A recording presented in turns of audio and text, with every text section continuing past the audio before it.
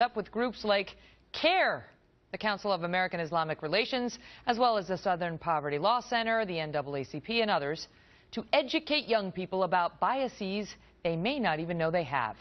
And while the multi-approach campaign is designed to educate people of all colors and creeds, there are growing questions about the focus of a campaign that includes a documentary program dubbed, quote, the Untitled White Project. Joining me now, Ben Shapiro, who's editor-in-chief of Truth Revolt, and Robert Zimmerman, who's a Democratic strategist. Gentlemen, thank you both so much for being here. All right, Ben, so MTV wants folks to begin to de-bias themselves, and they have even come up with a 7-day racial bias cleanse that I gather CARE has helped them put together. And the theory behind this is what? Well, I mean, the theory behind this is that we are all racists, and even if we don't know that we're racists, we are racists, and therefore we're going to need training from the mainstream media in how to become not racist. Presumably, after that racial bias cleanse, there will be a racial bias colonoscopy, which I think would be significantly more unpleasant.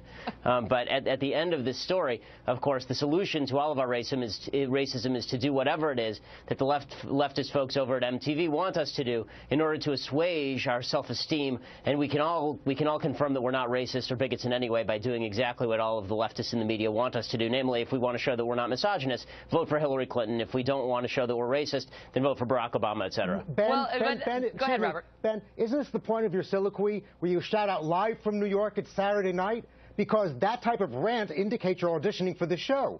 There's no basis in reality in what you said at all. It's almost pathetic or comical. The reality here is that the MTV campaign, which is also done in partnership with the Anti-Defamation League, internationally respected organization, and the Gay and Lesbian Alliance Against Discrimination, amongst many others, is really designed to speak to the needs of millennials, the 14 to 24-year-olds, who have done, and this is based upon extensive research, where 41% have felt that they are, in fact, feel bigotry in their own thoughts, and 63% in that study show they've been the victim of prejudice of one sort or another. And it's not the kind of prejudice we grew up with, where we saw fire hoses turned on protesters or dogs chasing protesters.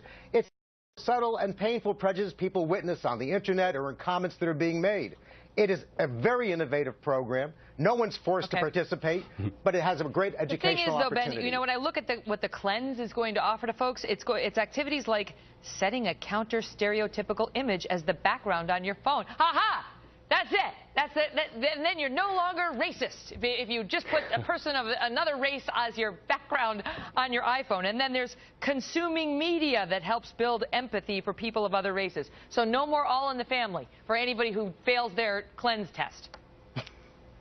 That's a propaganda effort. I mean, the idea that this is not a propaganda effort and that it's not designed to change people's behavior and their thought processes is silly. And again, it is all based on the presumption that all sorts of Americans, especially young Americans, who, by the way, their own surveys show are not racist and don't have racist attitudes, it's designed to show them that they secretly are racist. And again, the only way in order for them to cleanse that racism, in order to exculpate themselves, is to do all of the things that the leftists at MTV would want them to do. There's a great awareness. Yes, it's an opt-in program, but so what?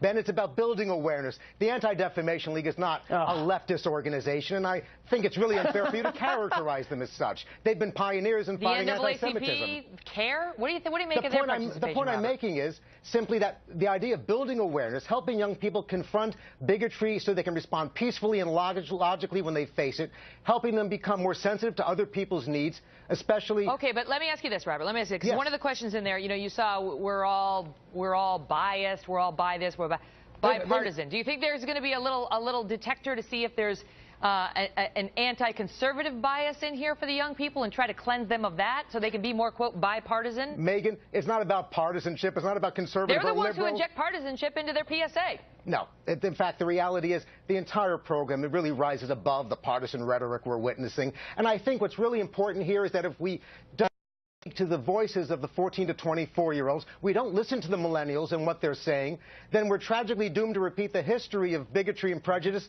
that has really impacted our society. What about that, Ben? I mean, is there any value to saying that there is some inherent bias, this sort of fear of difference, of something that seems other, and that it's valuable to sort of look at that and try to call attention to it so we can stop it?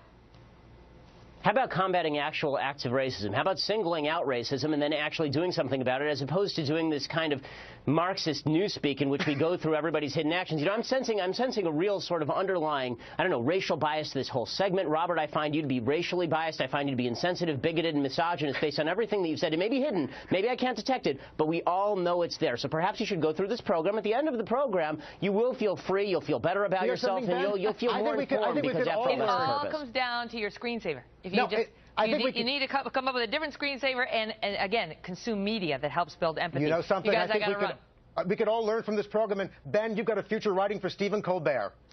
All right. Hey, Ben. How's it going? Pretty good. Is it okay if I ask like a couple, one or two questions? If they're brief, sure. I mean, big lines.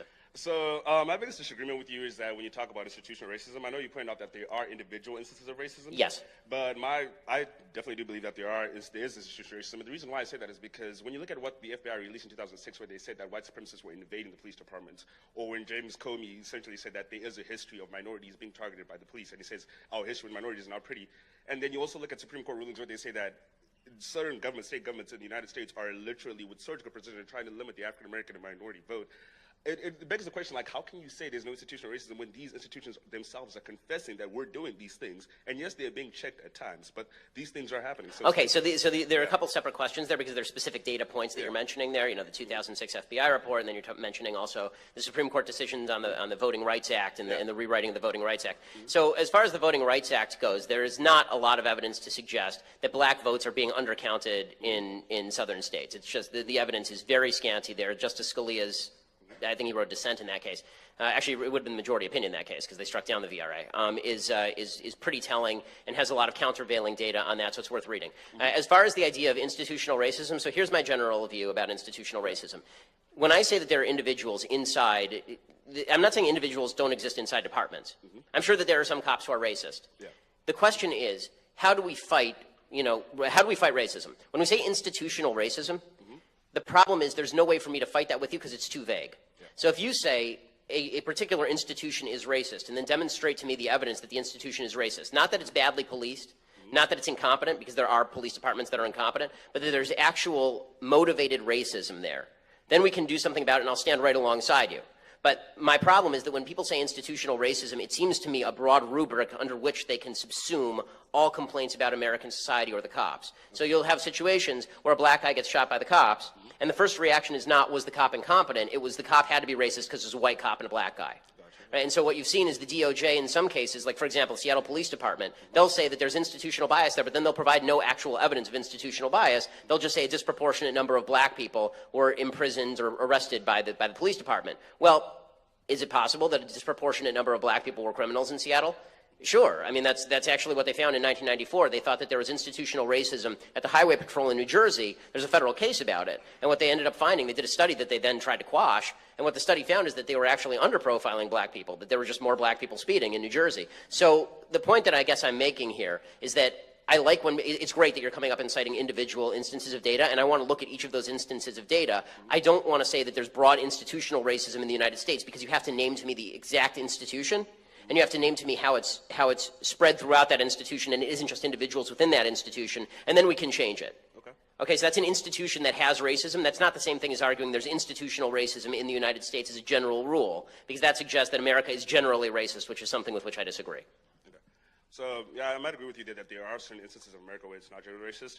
But then in those cases where when we do discuss that racism in that institution, it's hard as a black person because you're then told that you cannot discuss this because you're calling out people. Like when they start talking about white supremacists in these organizations, not to say that all cops are white supremacists, but they are there. Like there are some that were invading, like you said. Right, and if you find the cop who's a white supremacist, again, I'm willing to stand by you. The problem is when you make blanket statements like there are cops who are white supremacists. I'm willing to say there are, but the percentage matters here. I mean, are we talking about 70% or are we talking about like one guy? Right, so and that I think is the big debate here. And so that's why whenever I have these conversations, I try to narrow it down to what's the most specific thing we can talk about that we can solve together? Because I promise you, I will go out there with you and protest against a racist shooting. Like when Walter Scott was shot in South Carolina, I'm on your side, right? I'm on the side of the person who was shot because that was a terrible shoot. Everybody saw that was a terrible shoot. But when people say that what happened in Ferguson, Missouri with Michael Brown, when they say that it was hands up, don't shoot, that's white racism, there's no evidence of that whatsoever, and that was actually an attempt to get a cop on the basis of really bad evidence. Okay. So I think that it's incumbent on us to actually show our work. Okay. Instead of just saying institutional racism, let's go out and protest, let's find the specific instance, and then we can solve it. Then we can solve the problem together. Okay. Last question. Yeah, sure. So essentially, yeah, because just to add on to that, like, so I do agree, but then oftentimes when we start protesting, when we start doing all these things, there is this general fear that there is this conversation where it's already looked at as and we're delegitimized because they say, okay, African Americans are just going crazy, black people are just going crazy, and all these things, and it's hard to have dialogue. And I mean, if that happens, that's wrong. Yeah. I think that it depends on the nature of the protest. And my problem with the Black Lives Matter movement, as a general matter, to take an example, is that when you say things like Black Lives Matter, the implication is not the one that, like, other lives don't matter so much as it is the suggestion that there are a bunch of people, a broad swath of people in America who don't care about black lives. That's the implication, and I don't think that's true. I don't think that's true. I think that we all care about black lives, and I think that if the question were, what should we do about this particular shooting, that's one thing. But if the idea is that cops are shooting black people because black people are black people, I don't see any statistical evidence of a trend of that. So that's the problem with BLM. BLM tries to draw a trend from an anecdote. You want to protest the anecdote, I'll protest the anecdote with you. You want to protest the trend, you first have to identify to me statistically the trend exists. Okay. So, Great. Well, sorry, I don't want to cut you off, but I appreciate it. Okay. So yeah, I'll just finish off with this. So yeah, so I agree with, okay, so on the Black Lives Matter trend, yes, we do need to look at cases individually, and yes, we do need to, because sometimes there is this effect where you want to call racist immediately racism, and I agree with you, that's wrong. But I'm just saying that I feel like sometimes it becomes counterproductive when constantly when people are trying to defend these things, when people are trying to fight these things, and automatically the conversation is shaped in such a way that we're these far right extremists or then we're far out left extremists trying to... Right, and I think that the biggest problem when it comes to language, and I'll finish with this, I'm sorry, but yeah. I think that the biggest problem there is, as you notice, I keep trying to peg down as exactly as we can the instances that we're talking about and the language that we're referring to. And I think that movements have a hard time pegging that down. And you see that from movements all over the country. But when you make a claim as broad as American society doesn't care about the lives of black people, Black Lives Matter, a lot of people are going to get pissed at that, and I think they have a right to be pissed at that. Okay. Thank you, Ben. Thanks.